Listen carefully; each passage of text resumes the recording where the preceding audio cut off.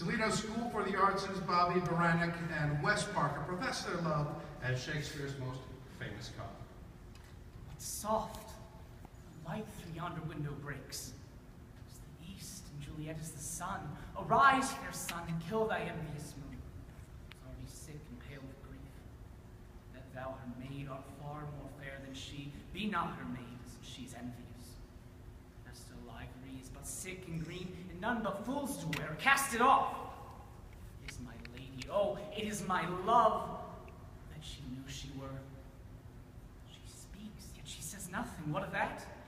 Her eyes discourse. I will answer. I am too bold. It is not me she speaks. Two of the fair stars in all the heaven, having some business to entreat her eyes. To twinkle in their spheres till they return. But if her eyes were there in her head, the brightness of her cheek would shame those stars. As daylight doth the lamp, her eyes in heaven would through the airy region stream so bright that the birds would sing and think it were not day. See how she leans her cheek upon her hand. Oh, that I were that glove on her hand, that I might touch that cheek. Ay me. Oh, she speaks. Oh, speak again, bright angel, for thou art as glorious the night being over my head. As a winged messenger of the heaven onto the white, unturned, wondering eyes, mortals that I fall back to gaze on him. He bestrides the lazy, pacing clouds, and sails upon the bosom of the air.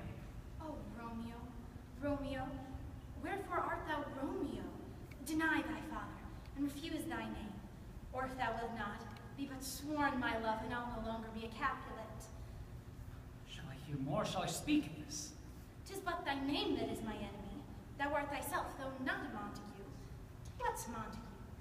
It is nor hand, nor foot, nor arm, nor face, nor any other part belonging to a man.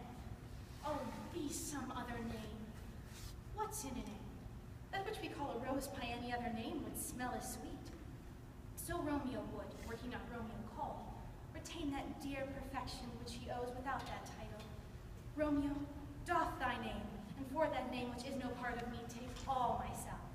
I take thee at thy word. Call me but love, and I'll be new baptized. Henceforth I will never be Romeo. What man art thou that thus be screened at night, so stumblest on my counsel? By name, knowing not how to tell you who I am.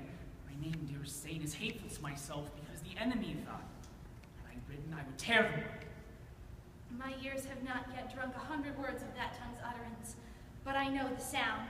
Art thou not Romeo, and a Montague? Neither, fair saint, if either of thee dislike. How camest thou hither? Tell me, and wherefore? The orchard walls are high and hard to climb, and the place death, considering who thou art, if any of my kinsmen find thee here. With love's light wings I over it perch these walls, for stony limits cannot hold my love out, and what love can do with the dares love attempt, for thy kinsmen are not let to me.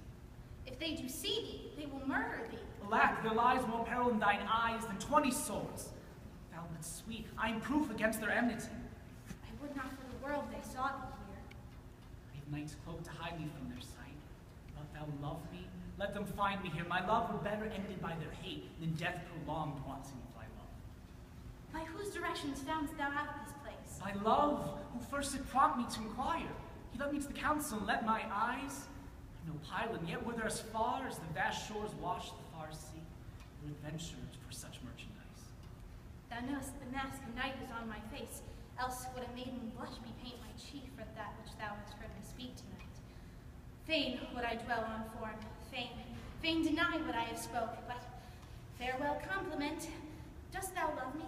I know thou wilt say aye, and I will take thy word, yet if thou swearest, thou mayest prove false. At lovers' perjuries, they say Jove laughs.